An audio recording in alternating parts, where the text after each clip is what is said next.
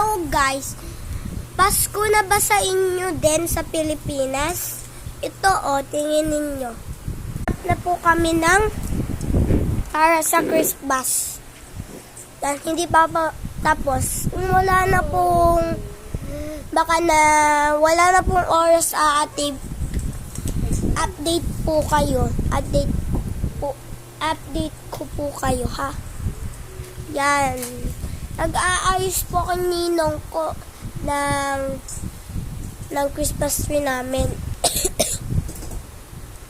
Yan. Di pa po tapos. Yan. Bye.